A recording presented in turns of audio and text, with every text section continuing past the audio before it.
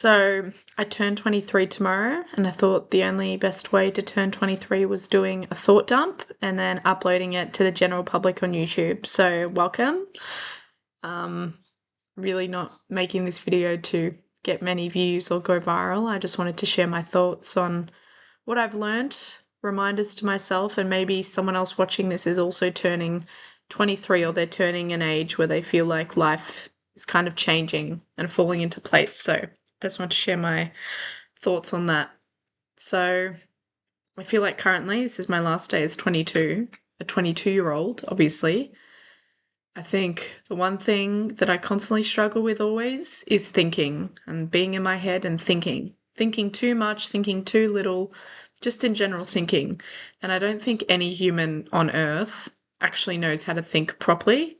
I think we're all just trying, I think we are all just trying to think in the best ways we can. And some people think better because of their positive mindsets, and other people don't think as good because they don't have that positive sphere around them. So to put it simply, I've got some notes, and my first note on here to myself is to just stop thinking. And it's a pretty broad thing to say, but I feel like in my general situation, and I feel like a lot of people relate to this, is that I always have these moments in my life where time, like I feel like as you get older, time gets so fast. It goes so quickly. Every week it finishes and then it starts again, it finishes and it starts again.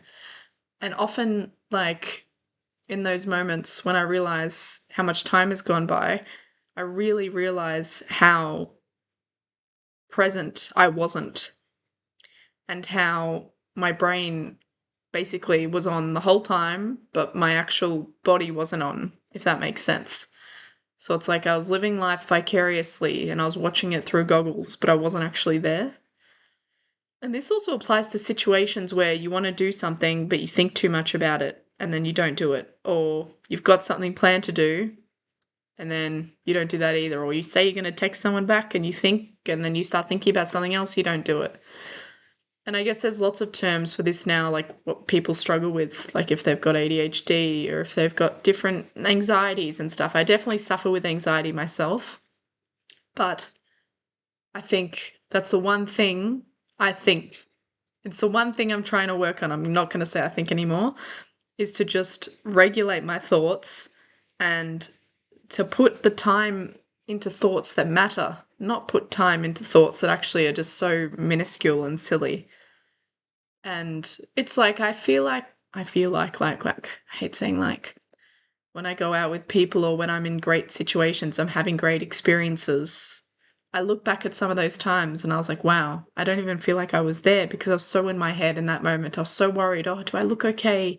What do these people think? Like, I feel like my whole life I've grown up as a people pleaser. So it was a big thing when I was younger. Like, after every conversation, I would replay it in my head. I'm like, did I say this right? Did I say that right?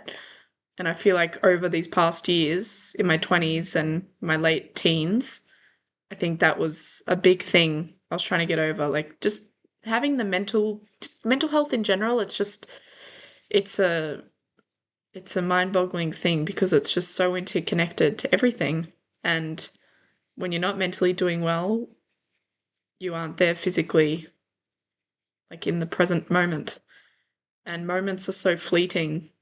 And it's just, I would hate to reach the age of 50 or 60 and I feel like I should have done more by then and then realize, oh, wait, I was in my head for like 90% of the time. Do you know what? Just a quick scary fact before I move on to the next point. Do you know that we live a quarter, I think, this could be wrong, a quarter or a third of our lives we live asleep, like we're in our dreams. And when people hear that, they're like, oh my God, we lose so much of our life, right?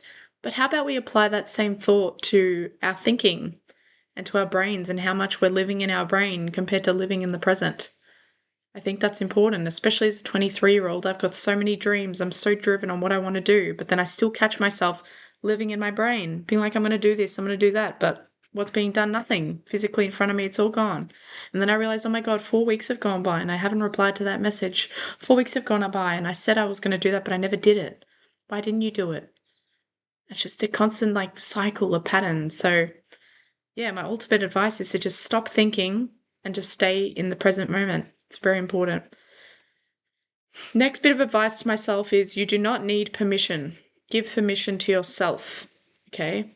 Now, this was like this comes off all this self-help work I've been doing lately and trying to be fit in the gym, trying to be the best version of myself.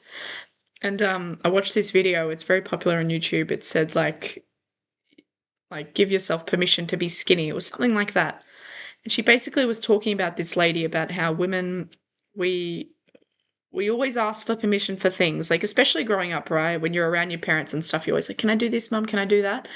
And often we apply those same principles in like a toxic way. Like we ultimately think in our head, if something seems too good for us, that we're not deserving of it. And like we're not allowed to do it, basically. And this ties into the permission principles I'm talking about. So my next bit of advice to my 23-year-old self is give yourself permission. You don't have to ask anyone to do anything. You don't have to feel bad for succeeding. I think that's a big thing with me too. Like whenever I'm in a really good place or whenever I'm, doing something really good for me and people ask about it or, they say little compliments or they do something, I always think, oh yeah, but I feel bad. Like I should be like this so I can like make this person feel better. Does that make sense? And I guess that's the people pleasing aspect coming into it. So at the end of the day, you don't need permission from anyone.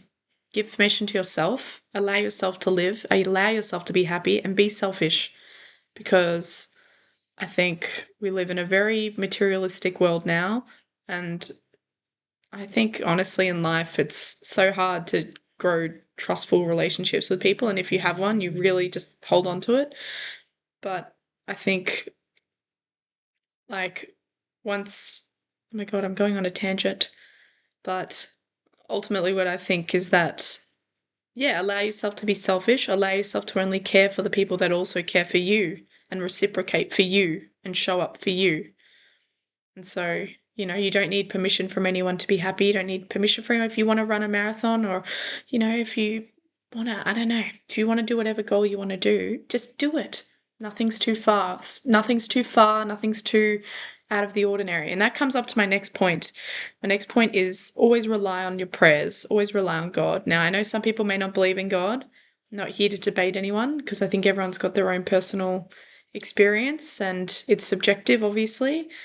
But what I've realized and my belief in God has grown. So I'm a Muslim, I'm practicing. And what I've realized is that the more closer I am with God, the more bigger the things I ask for are, because I actually realize that if you really believe in God, if you really have that deep trust with him, you feel like you can ask for anything because you know he's capable of anything. And it's almost like if you're asking for too little, it's like you're undermining his power, if that makes sense.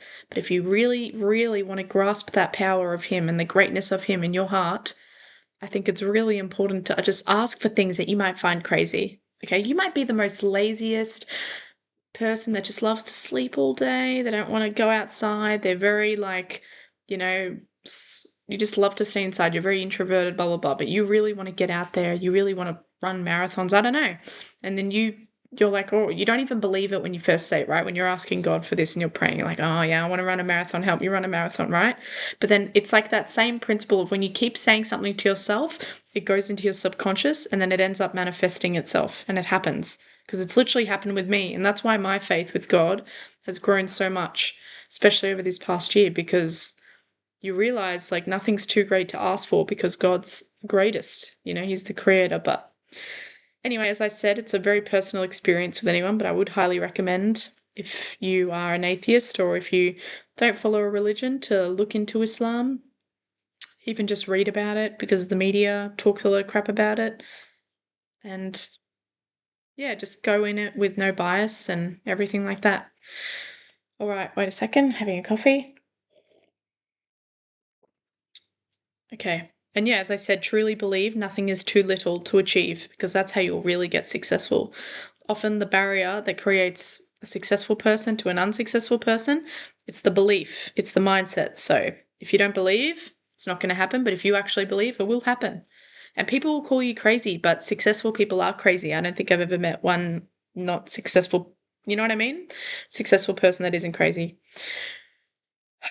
What I've also realized, and that goes on to my first point of stopping to think, is stop thinking and realize what you have in front of you. You can walk, you can breathe, you can smile, you can laugh, you can sit down and enjoy a cup of coffee. And this goes to my next point is it's crazy to me, and you should always be conscious of this, how things become invisible when you're in your brain. Things literally become invisible. Someone could be buying you a Lamborghini, but if you're so in your brain and you feel so down and you feel so flat about yourself, you can't even absorb that moment of getting that Lamborghini from that person.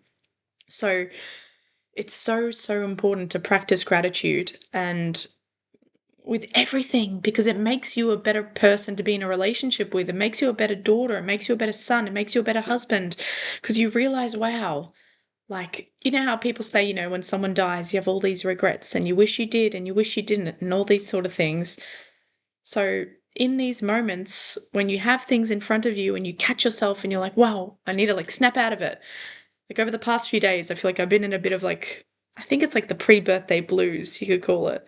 And I just feel like I've had to just really think like, wow, I'm able to sit down on this computer, have a cup of coffee, write.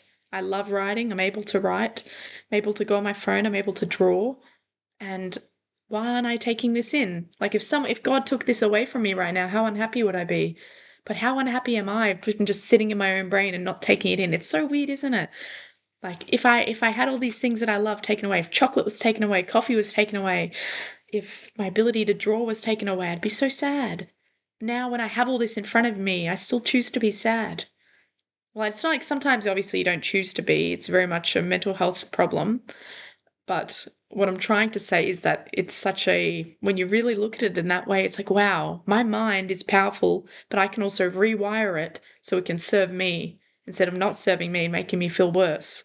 And that, you know, helping me, instead of making me grateful, it's often like when we've got bad mental health, we go into this ungrateful state. And doesn't that connect to why I said to practice gratitude? Because when you practice gratitude, ultimately you do become happier. But at the end of the day, my final words, I don't know how long I want this video to go for. My final words to myself and to everyone out there is happiness is a continuum. It's not something that you reach when you reach a destination. It's not like, oh, we're going to Paris. We're here now. Oh, I should be happy by now. No. I would say if you want to be grateful, you should always say, and you should always frame your words that you're happy. Someone's in the driveway. Oh, it's a postman's here. Anyway, that you are a happy person, but you're just on a continuum to keep going up and to keep becoming more fulfilled, to keep becoming more content. Okay. And I do believe what you say to people goes out and it becomes. So if someone asks you how you are, always say you're good. Even if you're not doing good, say you're doing well. And I'm not saying if you're not, like, if you're struggling and you need to talk to someone, be honest about it and say I'm struggling. But I mean, if something's annoying you, or if you're in a bit of a, you're in a little bit of a dump, but you're going to get out of it. Like, it's a very, you, you get my words. I'm trying to be like, if you know you're struggling, obviously talk to someone, but I just mean be careful of the words you put out there, because they often manifest themselves into real things. And so, yeah, ultimately being grateful is the biggest thing, because once you're grateful, you'll realize that everything you have in front of you, it's amazing, and not many people have it. And I know it's like such a big thing. Oh, people have it around the world worse, and some people are dying, some people are getting bombed, all these sort of things. And it's true. But also, it's like your mind can make you feel like you're that person in that state, because that's how powerful our mind is. So instead of using it to work against us, let's use it to work for us. The way of doing that is to be positive, to be grateful, to practice positive language. And I guess my last tip as well is honestly to having this whole mental health thing. It's been such a journey for me. And I think what I've realized is sometimes I literally have to get sticky notes. I put them on my car, like on my front dashboard.